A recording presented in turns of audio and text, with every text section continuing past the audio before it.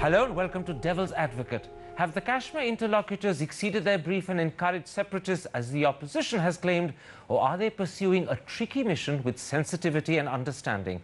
That's the issue I shall discuss with all three of them, Dilip Padgaonkar, Radha Kumar and M.M. Ansari. Dilip Padgaonkar, let's start with the unfortunate controversies that in a sense have clouded your first visit to the valley. The BJP General Secretary Anand Kumar has gone on record to say that you personally have used the language of separatists. He says you've forgotten that you've not been appointed to advocate separatism. How would you answer him? I shall answer by saying that while we are supposed to be speaking the language of the separatists have had nothing to do with us. They boycotted us. So if we were speaking their language, surely they wouldn't have taken the decision to stay away from us. The fact of the matter is, the BJP needs to pointedly tell us where we have deviated and advocated a separatist line. What are the precise objections? What we have done is merely to reiterate the obvious. Take, for example, this question of saying that the Pakistan dimension must be factored in. Pakistan has been involved in Jammu and Kashmir since 47-48 through overt means, through covert means of violence. At the diplomatic level, exchanges have been happening since the early 50s. So I was stating the obvious. Why is there such a big to-do? Well, let me put it like this, Radha Kumar. The BJP objected in particular to Dilip's point that there is a Pakistan dimension and that Kashmir cannot be resolved unless you also talk to Pakistan. But they believe that this undermines the integral link which they hold sacred between Kashmir and India.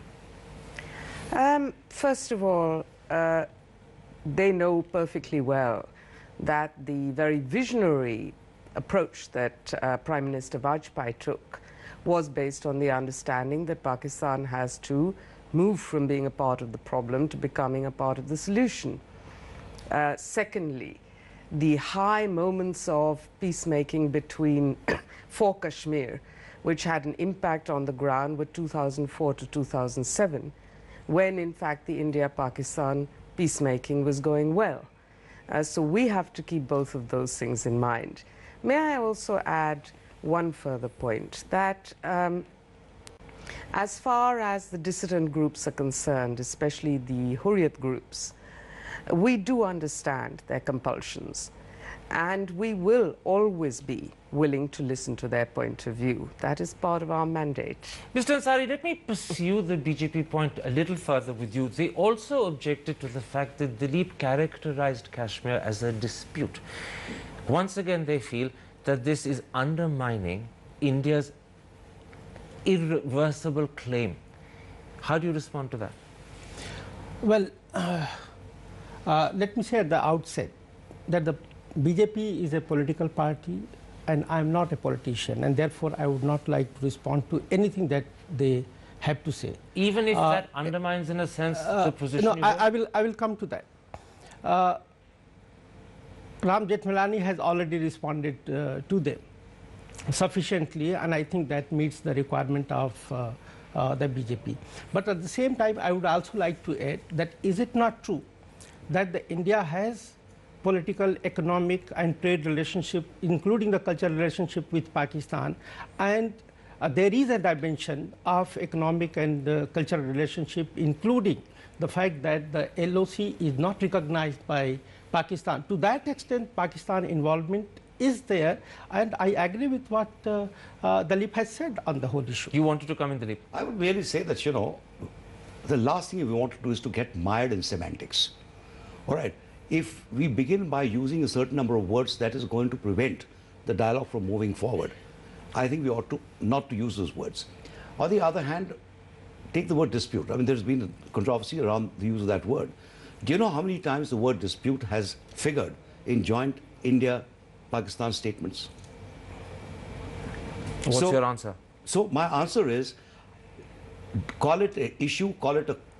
in fact, isn't that the point, that when you look at India's statements signed with Pakistan from the Simla agreement onwards, and particularly when you look at Sharm el-Sheikh, or you look at the one that Mr. Vajpayee signed in 2004, or even the Lahore Declaration, the word dispute is missing. It's always referred to as an issue, which is why the BJP is harped upon you're using dispute. They believe it's a new terminology that indicates a difference. We have said so when we were talking to our people in Srinagar, that please don't get stuck on words. That's all, because the substance is more important than anything else. Okay, so your position is that the BJP is getting stuck on a single word. It's not looking at the substance. Let's then move beyond the BJP controversies to the people that you met. Now, Radhakumar, almost as soon as you arrived, you met people charged with terror from the Hizbul Mujahideen, Jaish, Al-Qaeda and the LET. You went to jail to meet them. And once again, people said, why are they meeting these people? What stake do these people have in Kashmir? How would you answer that sort of comment? Let me go back to your question on integral part. Our task is to win hearts and minds in Kashmir. We know that there's been a conflict. We know that there are stakeholders who are opponents of ours. We know that there are views that are unpalatable, but that we must listen to them. One of the purposes of going to jail was, number one, to check on the number of young detainees there may be there, quote unquote stone pelters. The other was to check on how many political prisoners there were. But you ended up talking to people charged with terror. In that context, we did also meet people charged with terror. And it was a very interesting meeting. They do represent, unfortunately, a rather ugly viewpoint in Kashmir, but it's important for us to meet them. But can you understand, Mr. Ansari, that when you meet people from the LET, people who are responsible for attacks on Parliament, that it's going to perhaps send out a questionable message to the rest of the country? Well, no.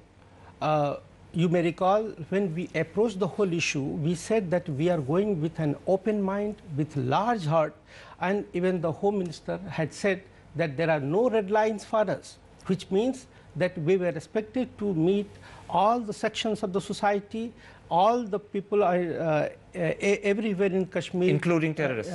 Well, terrorists are one of the groups, one of the stakeholders.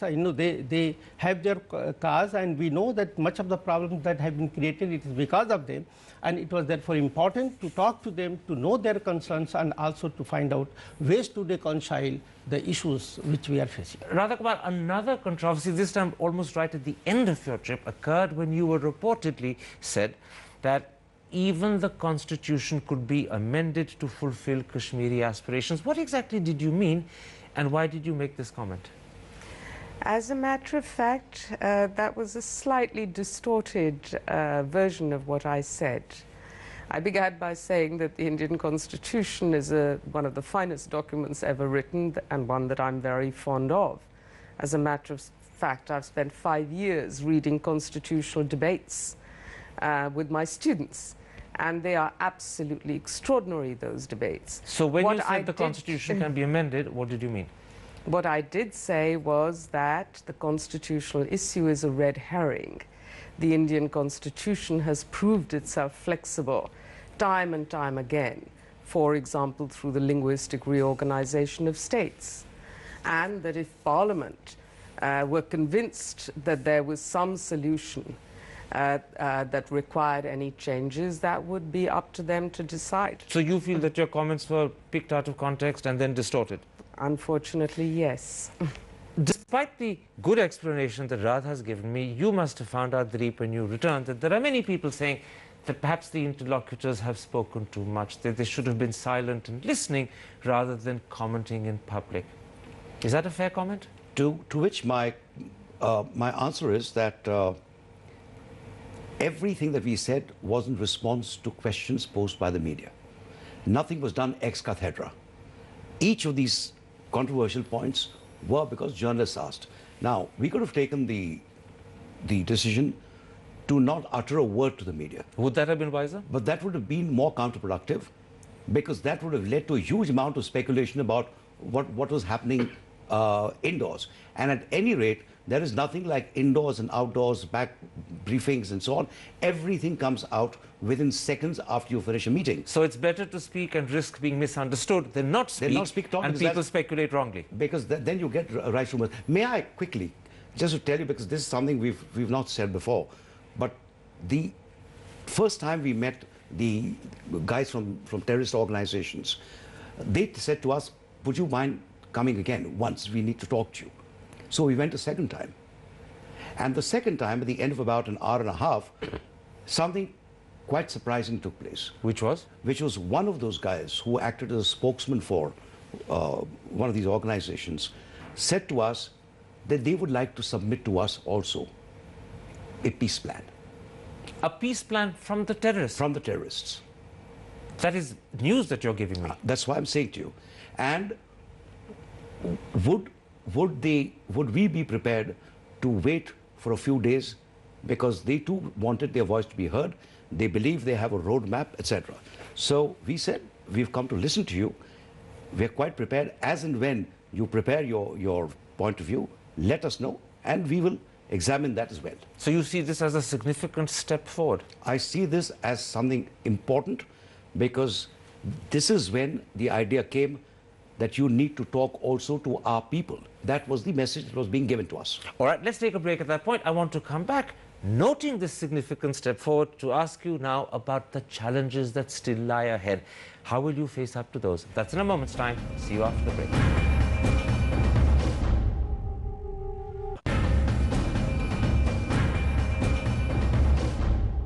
Welcome back to a special Devil's Advocate with the three Kashmir interlocutors. Let's come to the challenges that lie ahead. Mr. Ansari, although your first visit has been successful, people are still questioning why the three of you have been appointed interlocutors. People say you're honorable, but you're not politicians, you're not heavyweights. How would you convince people that you are the right people for the job? Well, much of the problems that we see in the context of Kashmir also relates to the basic services. You know, the aspects relating to the governance, the aspect relating to the friction in the center-state relations, and these are much of the aspects which required to be dealt with in a more technical, professional way, rather than looking at only from the political angle. So you're saying, as technical people, you're better at handling this than politicians would be? Exactly, because much of the people, they have the grievances regarding the delivery of the services, regarding much of the problems relating to the human right violations, regarding the fulfillment of the dignity of life, and they are looking for all the opportunities which our children have in the rest of the country. Absolutely, but so what makes you think that you're better at handling this than politicians would be? We are better to have a direct feel of what goes on. We are better to understand the problems of the people, and then we can advise in terms of preparing the ground for a resolution of the dispute. Radha Kumar, despite what you've heard from your colleague, you didn't end up meeting people like Mir Wais Farooq or Saeed Ali Shah Gilani, who clearly are people who matter. In fact, Mr. Gilani's even gone on record asking Kashmiris not to cooperate with your mission. How are you going to convince these two gentlemen that they need to talk to you?